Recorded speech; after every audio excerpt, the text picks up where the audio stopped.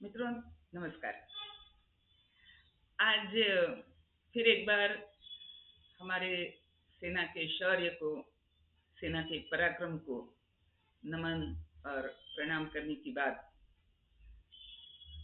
ऐसी मतलब घटना ही घटी है कि उनके शौर्य को बार बार नमन किया जाए।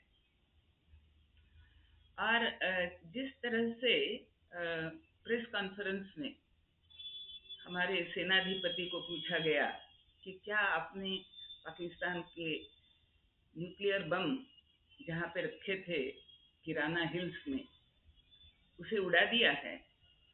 तो हमने कहा, मतलब हमारे सेनाध्यक्ष ने कहा, हमें तो पता ही नहीं। अच्छा, वहां पे कोई बम रखे थे पाकिस्तान के? खैर, ये तो हम आपसे सुन रहे हैं। तो सर, ये इस तरह का शोरशा चलते रहना चाहिए। अब चूंकि हमने ऑपरेशन सिंदूर को समाप्त नहीं किया है, विड्रॉ नहीं किया है, उसे बस थोड़ी देर के लिए पॉज पे रख दिया है। तो चलो इसे हम एक टेम्पररी शांति कहें, या एक टेम्पररी, जिसको हम कहते हैं कि विश्राम का समय कहें।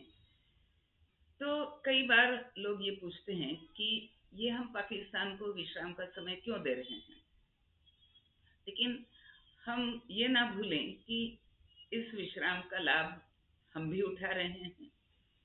हम भी अपनी नई रणनीति क्या हो, इसको बना रहे हैं।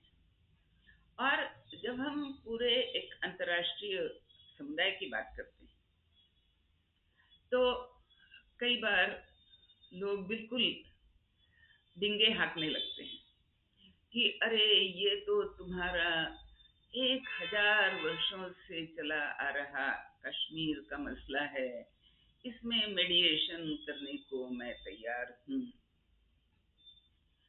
भैया,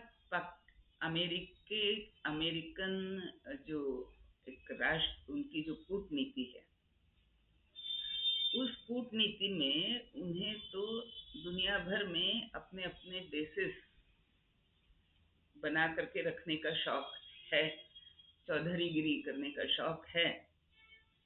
और कश्मीर पे तो उनकी निगाहें बहुत समय से टिकी हुई हैं और आगे भी टिकी रहेंगी। तो कुछ डिंगे ऐसी होती हैं जिनके उत्तर में हमें चुप रहना पड़ता है। चुप रहने में हमारी बुद्धि बुद्धिमत्ता होती है, लेकिन उन्हें हम अपने मन से, अपने दिमाग से, अपनी रणनीति से निकाल करके नहीं रखते हैं।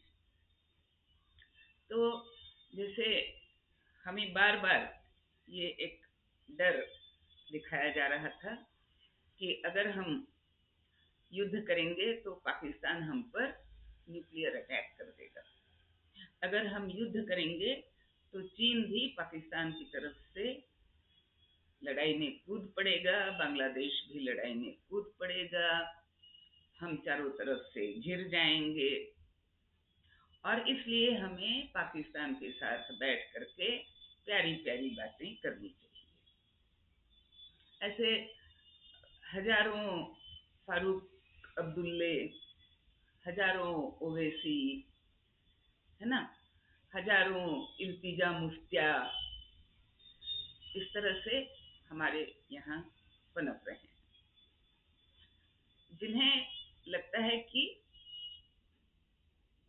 भारत तो पाकिस्तान के साथ प्यारी प्यारी बातें करें और पाकिस्तान हमसे धर्म पूछ पूछ करके हम पर गोली बरसाए, क्योंकि जब वे गोलियां बरसेंगी तो किसी फारूक अब्दुल्ला पे नहीं बरसेगी, किसी इल्तिजा मुफ्ती पे नहीं बरसेगी, किसी ओवैसी पे नहीं बरसेगी। वैसे ये भी संभव है कि अगर उनके बम फटते हैं अपने यहाँ, उनकी मिसाइलें गिरती हैं हमारी इमारतों पर, तो हो सकता है उसमें कभी कभी कोई अब्दुल्ले, कोई ओवैसी, कोई और कोई वाड्रा, कोई अजय राय, ऐसे लोग उनकी चपेट में आ जाएं, ये भी संभव है। लेकिन उन्हें लगता है हमें कौन धर्म पूछ करके मारेगा, धर्म पूछ करके मारने वालों से तो हम बच जाएंगे। तो इस सोच में भी कई लोग हमारे यहाँ हैं जो कहते हैं हाँ हाँ, उन्हें धर्म पूछ करके मारने दो, मारने दो। तो इन सब पर हमें ध्यान रखना है, जो कि वहां नहीं, यहीं पे बैठे।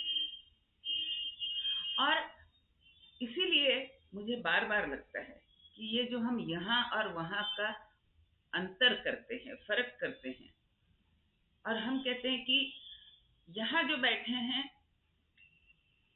उन्हीं से निपटने तक की हमारी उत्तरदायित्व है, वहां जो बैठे हैं वो अलग राष्ट्र है, हम उनकी संप्रभुता पर कोई आक्रमण नहीं करेंगे, हम उन्हें कुछ नहीं कहेंगे।